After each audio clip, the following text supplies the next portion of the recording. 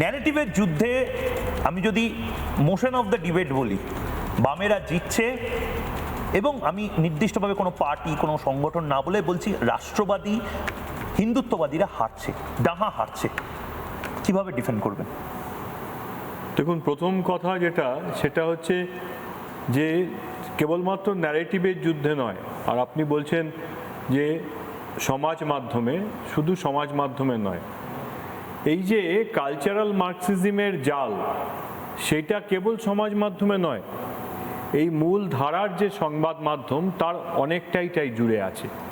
এই যে এতদিন ধরে একটা কেবলমাত্র স্বার্থান্বেষী রাজনৈতিক চক্র এখানে কায়েম ছিল, তাদের পক্ষে নিয়ে লাগাতার বিগত 10-12 বছর এই কালচারাল মার্কসিজম পুষ্ট যে সংবাদ মাধ্যম তারা কাজ করে গেছে।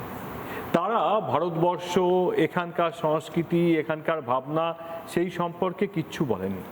এই যে মৌলবাদ ধীরে ধীরে দক্ষিণ 24 পরগনা, বারুইপুরের কথা বললাম, আমি নিজে বারুইপুরের বাসিন্দা। বারুইপুরে যেভাবে মল্লিকপুরে, সূর্যপুরে, দক্ষিণ বারাসাতে যেভাবে একটু একটু করে মৌলবাদ আস্তে আস্তে সর্বগ্রাসী হয়ে গেছে। বারুইপুরে মৌলবাদ সর্বগ্রাসী, এটা বিগ হেডলাইন স্টেটমেন্ট, সাংঘাতিক ঘটনা। বারুইপুরের যারা মানুষ, আমি আপনাকে আটকাচ্ছি একটাই কারণে, অনেকে ভাবছে যে এগুলো আবার আপনি প্রোপাগান্ডা ছড়াচ্ছেন, ফেক ন্যারেটিভ ছড়াচ্ছেন। টিভিতে অনেকেই বামপন্থীরা হয়তো দেখছে, তারা হয়তো হেসে বলছে ও যিশুদা আবার একটা ফেক ন্যারেটিভ ছড়াচ্ছে। বারুইপুর পেয়ারার জন্য বিখ্যাত, বারুইপুর সিপিএম এবং এসইউসিআই এর দীর্ঘদিনের বেস, সেখানে মৌলবাদীরা এলো কোথা থেকে? বারুইপুরের বাসিন্দা তারা নিজেদের চোখে দেখেছেন যে বাম আমলে মল্লিকপুর, সূর্যপুর এসব জায়গাতে মৌলবাদ কিভাবে একটু একটু করে থাবা বসিয়েছে। এবং তাদেরই নেতৃত্ব, প্রথম দিকে কি হয়, যখন কুকুরের লেজে ঘা হয়, প্রথম দিকে কুকুর লেজ নাড়াতে পারে, তারপরে লেজটাই কুকুরটাকে নাড়ায়। যখন মৌলবাদ এরকম জায়গায় গিয়েছিল, মানে ক্যানিং, বাসন্তী, গোসাবায়, সেখানে কমিউনিস্ট পার্টির যে তন্ত্র, মানে আরএসপি, সিপিএম এর প্রথমে মারামারি করার জন্য মৌলবাদকে তারা প্রশ্রয় দিত। শেষ পর্যন্ত এমন অবস্থা হয়ে গেল বাসন্তী, গোসাবা, ক্যানিংয়ে, সেখানে মৌলবাদী বামপন্থীদেরকে নিয়ন্ত্রণ করত। এই পুরো এলাকাটাতে মৌলবাদের, জেহাদি মৌলবাদের যে বাড়বাড়ন্তি, তার মূল যদি বলা যায় তাহলে সেটা বাম আমলে হয়েছে, এবং তাদের কেবলমাত্র কায়েমি স্বার্থ রক্ষা করার জন্য হয়েছে। এই যে যার কথা বলছেন আপনি, যে বাম নেতা করছেন লাহেকালি, এরা কিন্তু দিনের পর দিন এইভাবে সাম্প্রদায়িক উস্কানি দিয়েছে, সাম্প্রদায়িক উস্কানি দিয়ে ওখানকার মানুষদের উপর অত্যাচার করেছে। সূর্যপুরে করেছে, দক্ষিণ বারাসাতে করেছে। দক্ষিণ বারাসাতে ঠাকুরদা শ্মশান, 2000 সাল, একজন সন্ন্যাসীকে দিনের বেলায় জীবন্ত পুড়িয়ে মারা হলো।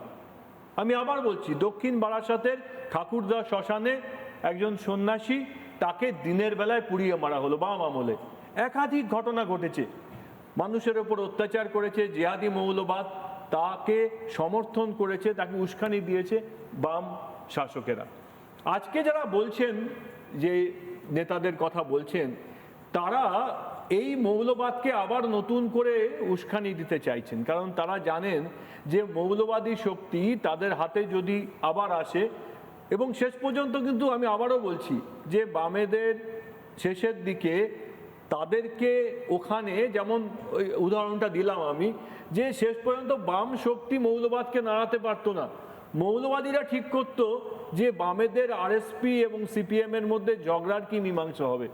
আমি বাসন্তীর কথা বলছি, আমি ক্যানিংয়ের কথা বলছি, আমি ভাঙড়ের কথা বলছি, প্রত্যেকটা জায়গায় তাদের প্রথম, ধরুন এই সন্দেশখালিতে, যে এক একটা জায়গায় যে ভয়ানক অসুরের মতো এক একজন দুষ্কৃতী তৈরি হয়েছিল, এর প্রত্যেকটা, মানে আমি নাম করে আর বলতে চাইছি না, যে প্রত্যেকটা জায়গায়, ক্যানিংয়ে যে হয়েছিল, ফলতায় যে হয়েছিল, প্রত্যেকটা এলাকার তাদের কিন্তু সূচনাটা বাম আমলেই ছিল।